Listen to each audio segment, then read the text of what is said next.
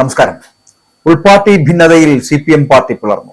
പിണറായിയും ഗോവിന്ദനും വർഗവഞ്ചകർ. CPM-ൽ പിണറായിയും MV ഗോവിന്ദനും ഒരു മനസ്സായി നിൽക്കുമ്പോൾ തെറ്റുകൾ ആരും തിരുത്താതെ മുന്നോട്ട് പോകുന്നതിൽ അതൃപ്തി പുകയുകയാണ്. കനലായി തീരുകയാണ് ഈ ഉൾപാർട്ടിയിലെ ഭിന്നത എന്ന് പറയപ്പെടുന്നത്. പിണറായി MV ഗോവിന്ദൻ സഖ്യത്തിനെതിരെ കണ്ണൂർ ജയരാജ ത്രയങ്ങൾ അവർ ഒന്നിച്ചു ചേരുന്നു, കൈകോർക്കുന്നു.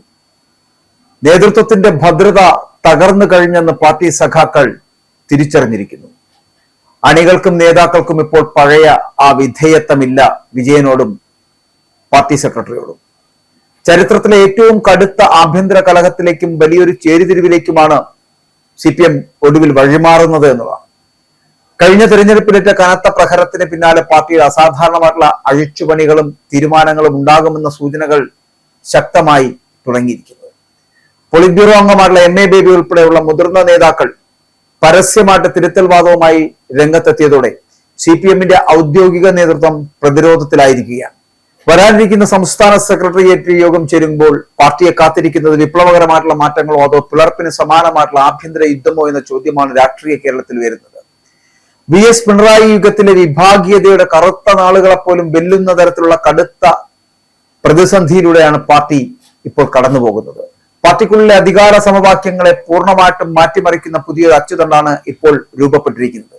മുഖ്യമന്ത്രിയും പ്രതിപക്ഷ നേതാവുമായിട്ടുള്ള പിണറായി വിജയനും സംസ്ഥാന സെക്രട്ടറി MV ഗോവിന്ദനും ഒരേ മനസ്സോടെ ഔദ്യോഗിക പക്ഷത്ത് നിലയുറപ്പിക്കുമ്പോൾ അവരെ നേരിടാൻ പാർട്ടിയുടെ ശക്തി കേന്ദ്രമായിട്ടുള്ള കണ്ണൂരിലെ ജയരാജ ത്രയങ്ങൾ കൈകോർത്ത് കഴിഞ്ഞിരിക്കുന്നു എന്നതാണ് ഏറ്റവും ശ്രദ്ധേയമായ കാര്യം. EP ജയരാജനും P ജയരാജനും MV ജയരാജനും ഇവർ ഒന്നിച്ച് മറുപക്ഷത്ത് നിലയുറപ്പിച്ചത് പിണറായി ഗോവിന്ദൻ സഖ്യത്തിന് വലിയ തലവേദനയാണ് ഇപ്പോൾ സൃഷ്ടിക്കുന്നത്. സ്ഥാനാർത്ഥി നിർണയത്തിലെ പാളിച്ചകളെയും പാർട്ടി വിട്ടുപോയവരോടുള്ള സമീപനങ്ങളെയും ചൊല്ലി ഇരുപക്ഷവും തമ്മിലുള്ള പോര് മുറുകുകയാണ്.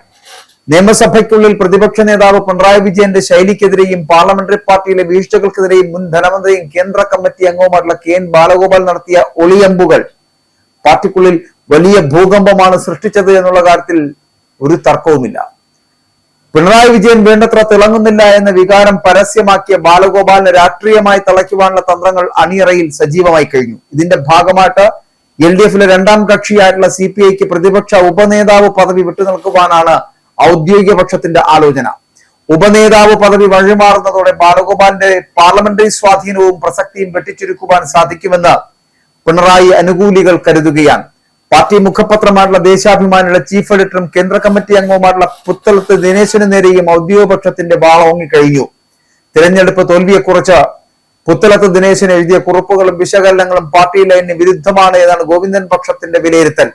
തോൽവിയുടെ യഥാർത്ഥ കാരണങ്ങൾ തുറന്നു പറഞ്ഞ് പാർട്ടിയെ തിരുത്താൻ പ്രേരിപ്പിക്കുന്ന തരത്തിലുള്ള ലേഖനം ദേശാഭിമാനി ചീഫ് എഡിറ്ററുടെ ഭാഗത്തു നിന്നും ഉണ്ടായത് ഗുരുതരമായിട്ടുള്ള അച്ചടക്ക ലംഘനമായിട്ടാണ് ഇവർ കാണുന്നത്. ഈ സാഹചര്യത്തിൽ സംസ്ഥാന സെക്രട്ടേറിയറ്റ് ഇന്ന് ചേരുമ്പോൾ പുത്തലത്ത് ദിനേശനെ ദേശാഭിമാനിയുടെ ചീഫ് എഡിറ്റർ സ്ഥാനത്ത് നിന്നും മാറ്റാൻ തന്നെയാണ് സാധ്യത.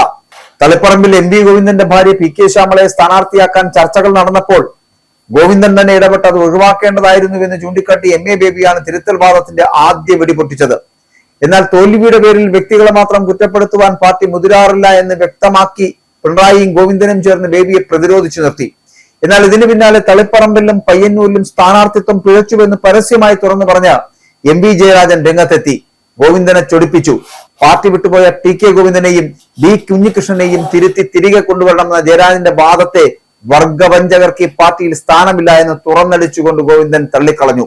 മുൻപത്തെ പോലെ പാർട്ടി നേതൃത്വത്തിന് മുന്നിൽ പൂർണ്ണമായി വിധേയത്വം കാട്ടാൻ സംസ്ഥാന കമ്മിറ്റിയിലെയും സെക്രട്ടേറിയറ്റിലും ഭൂരിഭാഗം നേതാക്കളും ഇപ്പോൾ തയ്യാറല്ല എന്നതാണ് നിലവിലെ സാഹചര്യം. സംസ്ഥാന കമ്മിറ്റി യോഗങ്ങളിൽ നേതാക്കൾ പഴയ വിധേയത്വ സ്വരത്തിലല്ല സംസാരിക്കുന്നത്. സംഘടനാ രംഗത്തും പാർലമെന്റ് രംഗത്തും ഒരേപോലെ വലിയ അഴിച്ചുപണിയും മാറ്റവും വേണമെന്ന് വാദിക്കുന്ന ഒരു വലിയ വിഭാഗം നേതാക്കൾ പാർട്ടിക്കുള്ളിൽ ശക്തി പ്രാപിച്ചു കഴിഞ്ഞു.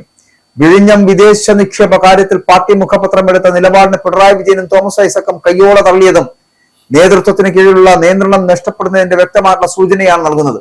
അപ്പോൾ ഈ അസാധാരണമായിട്ടുള്ള സാഹചര്യത്തിൽ ഇന്ന് ചേരുന്ന സെക്രട്ടേറിയറ്റ് യോഗം പാർട്ടിയുടെ ഭാവി തന്നെ നിർണ്ണയിക്കുന്ന ഒന്നായി മാറുകയാണ്. CPM-ൽ പിണറായിയും MV ഗോവിന്ദനും ഒരു മനസ്സായി നിൽക്കുമ്പോൾ തെറ്റുകൾ കുമിഞ്ഞുകൂടുമ്പോൾ ആ തെറ്റുകൾ ആരും തിരുത്താതെ മുന്നോട്ട് പോകുമ്പോൾ അതൃപ്തി പുകയുക എന്നുള്ളത് സ്വാഭാവികം. കനലായിത്തീരുന്ന ഉൾപാർട്ടിയിലെ ഭിന്നത എന്ന് പറയപ്പെടുന്നത് പുകഞ്ഞ് തീയായി പുറത്തു വരുന്നു. പിണറായി ഗോവിന്ദൻ സഖ്യത്തിനെതിരെ കണ്ണൂരിലെ ജയരാജത്രയങ്ങൾ കൈകോർക്കുന്നു. നേതൃത്വത്തിന്റെ ഭദ്രത തകർന്നു കഴിഞ്ഞു എന്ന് പാർട്ടി സഖാക്കളടക്കം വാതോരാതെ വിളി തുടങ്ങിയിരിക്കുന്നു. അണികൾക്കും നേതാക്കൾക്കും ഇപ്പോൾ പഴയ വിധേയത്വമില്ല വിജയനോടും പാർട്ടി സെക്രട്ടറിയോടും. ഉൾപാർട്ടിയുടെ ഭിന്നതയിൽ CPM എന്ന് പറയപ്പെടുന്ന പാർട്ടി പിളരുന്നു. പിണറായിയും ഗോവിന്ദനും വർഗവഞ്ചകർ തന്നെയെന്ന് അണികൾ വിശ്വസിക്കുന്നു.